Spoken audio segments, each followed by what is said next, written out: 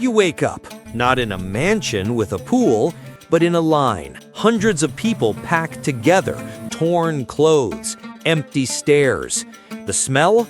A mix of watery soup, old sweat, and despair. In your hand, there's no phone, just a metal plate. Here, prime means waiting hours for a spoonful of thin broth. Behind you, a man faints. In front, a child cries because there's no bread. Welcome to the biggest free shipping in history, the mass distribution of misery. You're not the richest man in the world. You're just another person, hungry, cold, and with no future. Forget automated warehouses and 24-hour deliveries. Your empire is a wooden shack with no heating and rats as uninvited tenants. The expensive suit turned into a patched-up coat. The laptop? A bent iron spoon. You look around and realize nobody has money.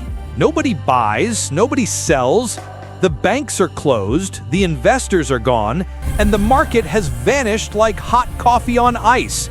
You try to imagine a plan, but how do you scale a business when the only loyal customer is the soup line? After all, what's the point of being a business genius when the entire system has collapsed? October 29th, 1929. Do you open your stock market app? No. You open the newspaper and watch the world collapse in giant headlines. The New York Stock Exchange plunges like an elevator with its cable cut. Millions in stocks vanish within hours. Investors run through the streets, tearing their hair out. Some jump from windows. The lines aren't customers. They're people trying to withdraw what little is left before the bank locks its doors. You, who once dreamed of IPOs and billion-dollar valuations, now hold a nearly worthless bill staring at empty store windows. Your venture capital just turned into the risk of funding tonight's dinner. You try to sell something, but no one has money to buy even stale bread. Storefronts are empty, signs turned off, thousands of factories shut down, millions lose their jobs. Men in suits now sleep in cardboard boxes. Women trade wedding rings for food. The middle class? It's gone, like a puff of cheap cigarette smoke. You walk down the streets and see nothing but lines, not for deliveries, but for soup, watery broth, hard bread, empty stairs. People don't want books or gadgets. They just want to survive another day. And your revolutionary business model boils down to fighting over the last bowl with a beggar who's smarter than you. You thought you could pivot the business? Good luck. The companies around you are falling like soaked dominoes. Banks are collapsing, industries shutting down, entire supply chains disappearing from the map. The investor who promised you millions yesterday is selling his own car for scraps today. The corner store closes, the city's factory closes, the whole city shuts down.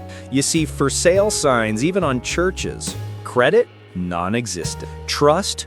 Gone. And your global expansion plan has turned into trying not to be the next bankruptcy in line. Congratulations, visionary.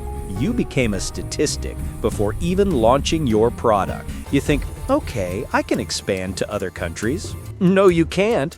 International trade has become a graveyard of idle ships, blocked routes, empty ports, warehouses full of products no one's buying.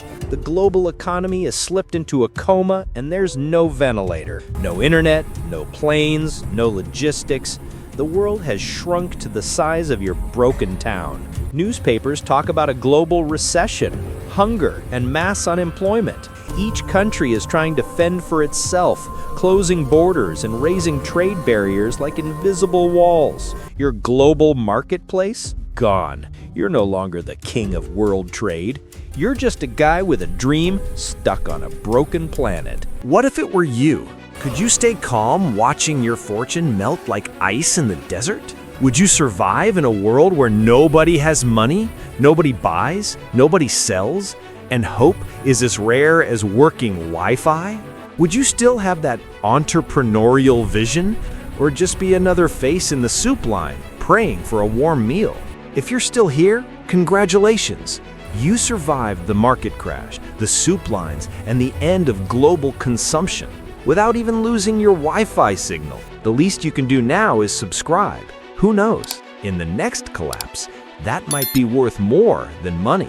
Or at least you'll get a new video while the system hasn't completely fallen apart yet. Just wait until you try being a banker in ancient Rome, where money evaporates. The emperor innovates by mixing copper into silver, and people solve problems with spears instead of contracts. In the next video, you'll find out what happens when your bank turns into a barn.